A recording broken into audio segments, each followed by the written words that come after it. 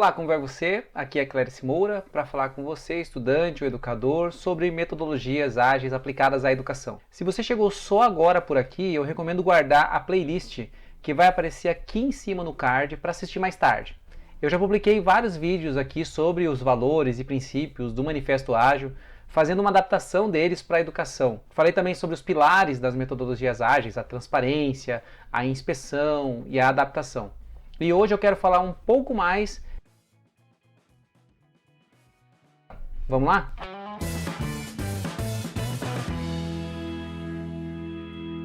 Para você que está me acompanhando há mais tempo, sabe que até aqui eu tenho falado em métodos ágeis aplicados à educação. Em um momento e outro, eu acabo citando Scrum, EduScrum, Kanban, entre outros nomes de métodos ou frameworks, que fazem parte desse universo de metodologias ágeis. Como eu vou passar a falar um pouco mais sobre o EduScrum a partir de agora, mas não vou deixar de citar ou falar sobre Kanban, Sprint, Lean ou qualquer outro método não se preocupa. De qualquer forma, eu acho interessante trazer para vocês uma analogia que eu encontrei ao tratar de metodologia ágil e Scrum, que nesse caso também serve para o EduScrum, que a gente vai se aprofundar um pouco aqui.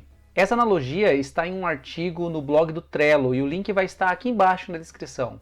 Lá no artigo tem um trecho que diz assim: o que é metodologia ágil e Scrum?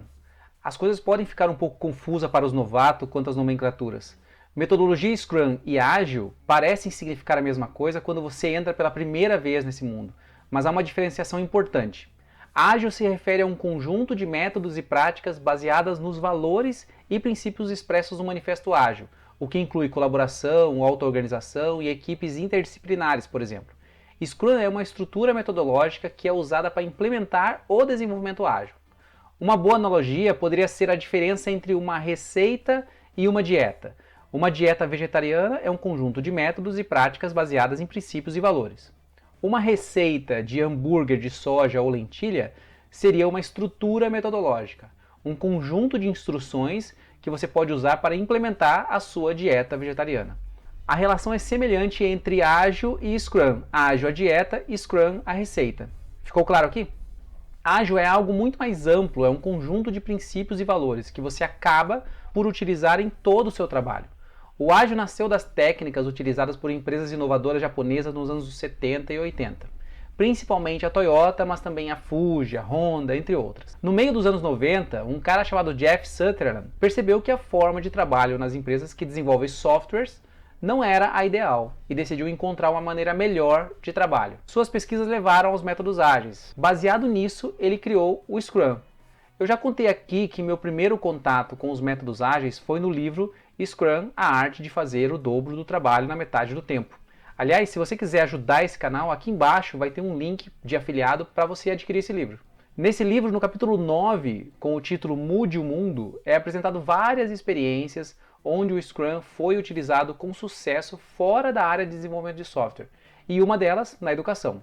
Para essa adaptação se deu o nome de EduScrum, e é sobre esse EduScrum que vamos falar um pouco mais a partir de agora. Bom, uma coisa já deu para perceber de cara, o EduScrum é baseado no Scrum, ou seja, é uma estrutura que ajuda pessoas, equipes e organizações a gerar valor através de soluções adaptativas para problemas complexos. Apesar das semelhanças com o Scrum, a melhor definição para o EduScrum é que ele é uma estrutura de aprendizagem para desenvolver os estudantes, onde a responsabilidade pelo processo de aprendizagem é delegada dos professores para os estudantes. Resumindo e sendo bem superficial aqui, podemos dizer que, seguindo as regras do Scrum, o professor diz o que aprender e os estudantes decidem o como irão aprender e quais ferramentas e recursos vão lançar mão para a aprendizagem. No EduScrum, o estudante é levado a aprender de forma mais inteligente, desenvolvendo competências como colaboração, liderança, aprendizado ativo e empatia, além de se autoconhecer muito mais durante o processo. Se você analisar bem o que é possível desenvolver nos estudantes quando você trabalha seus projetos pedagógicos com o EduScrum, dá para fazer uma relação muito próxima entre as vantagens de se usar o EduScrum e o que ele promove nos estudantes, com duas listas que eu considero das mais importantes para guiar as nossas práticas como educadores. Então eu peguei essas duas listas e as coloquei em uma página. De um lado, as 15 habilidades para o futuro do relatório Futuro do Trabalho do Fórum Econômico Mundial. E do outro lado, as 10 competências gerais da BNCC. Dá uma olhada. As 15 habilidades para o futuro são habilidades que o Fórum Econômico Mundial considera fundamentais para se desenvolver até 2025. As 10 competências gerais da BNCC, se você é um educador, já deve estar bem familiarizado com ela. Deixa eu listar essas habilidades e competências aqui, e assim que eu for citando uma competência geral da BNCC, eu vou citar quais habilidades do relatório futuro do trabalho ela se relaciona. Conhecimento, resolução de problemas e criatividade. Pensamento científico, crítico e criativo. Pensamento analítico e inovação, resolução de problemas, pensamento crítico, criatividade, raciocínio lógico e análise e avaliação de sistemas. Repertório cultural, experiência do usuário e ser orientado a servir o cliente, foco no cliente. Comunicação, liderança, persuasão e negociação.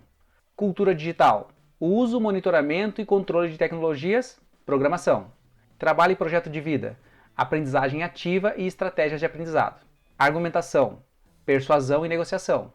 Autoconhecimento e autocuidado, resiliência, tolerância ao estresse e flexibilidade e inteligência emocional. Empatia e cooperação, liderança, inteligência emocional e ser orientado a servir o cliente, foco no cliente. Responsabilidade e cidadania, ser orientado a servir o cliente, foco no cliente. Cada uma dessas competências ligada a essas habilidades podem e certamente terão o seu desenvolvimento maximizado com o uso do EduScrum. Em linhas gerais, organizar uma turma para trabalhar sob as regras do EduScrum vai colocá-los para trabalhar em equipes de 3 a 5 membros, sendo um deles desempenhando o papel de EduScrum Master, que seria como um líder da equipe. Ele será quem vai garantir que serão feitas as reuniões diárias, atualizado o quadro para manter o pilar da transparência, fazer pergunta para os membros para que todos possam se auto-inspecionar e promover a adaptação da lista de tarefas, nos cronogramas de entrega e manter a comunicação com o professor ou professora durante o processo. Só aqui já temos o desenvolvimento de liderança, inteligência emocional, empatia, cooperação, responsabilidade, autonomia, comunicação, aprendizagem ativa, entre tantas outras habilidades. Trabalhar dessa maneira também gera mais responsabilidade, diversão e energia nos estudantes, o que acaba levando a melhores resultados e menor tempo de resposta ou entrega nos projetos. Não que esse seja o objetivo dos métodos ágeis. Eu já disse alguma vez por aqui que ser ágil não é ser rápido. Ser ágil é ser adaptável.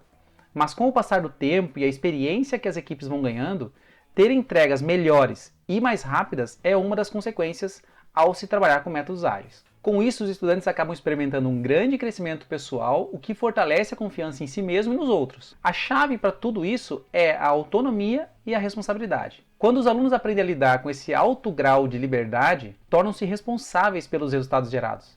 Afinal, são eles que decidiram a forma e como e quais ferramentas usar. Se der certo, é mérito deles, mas se der errado, também é responsabilidade deles. No livro Crianças Sem Limites, da Isa Minatel, diz o seguinte sobre a liberdade para as crianças, e aqui eu acho que é super possível ampliar esse conceito para estudantes de toda a educação básica. Uma criança a quem não se é dada a liberdade não adquire responsabilidade, porque ela não precisa ser responsável, já que está apenas obedecendo. Se algo der errado, não foi iniciativa dela.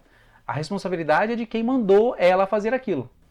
A responsabilidade só se desenvolve em um ambiente de liberdade. Se a criança é livre, ela toma decisões e aí ela vai precisar arcar com as consequências daquela decisão. Tá certo, né? Imagina uma turma onde você, educador, trabalhando usando o EduScrum, assume o papel de Product Owner, o dono do produto, e passa para eles as características do produto que você quer. O produto é um estudante que aprendeu, certo? A aprendizagem é o produto. E você coloca todos os conteúdos que os estudantes precisam aprender em um X espaço de tempo. Diz também os critérios de aceitação, ou seja, não é só chegar e dizer que aprendeu. Tem uma série de critérios a serem cumpridos e então deixa para que as equipes decidam como irão aprender e apresentar esse aprendizado. É claro que ao rodar uma experiência como essa, nas primeiras vezes você como educador vai dizer: olha, vocês podem fazer um trabalho escrito, uma apresentação em forma de seminário para a turma, uma dramatização, um vídeo, enfim. Você vai dar opções até que esses estudantes tenham um repertório suficiente para não precisar nem sequer das suas sugestões. E aí, ficou interessado em usar o EduScrum para desenvolver projetos de aprendizagem com seus estudantes? Nos próximos vídeos, vamos falar um pouco sobre as regras do jogo, como é dito no guia do EduScrum. Aliás, esse guia eu vou deixar ele aqui embaixo na descrição para você baixar ele e dar uma olhadinha também.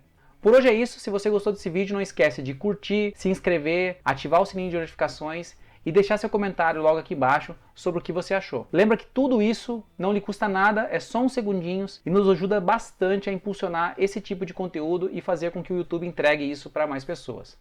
Então é isso, muito obrigado por ter ficado até aqui, um abraço, tchau, tchau.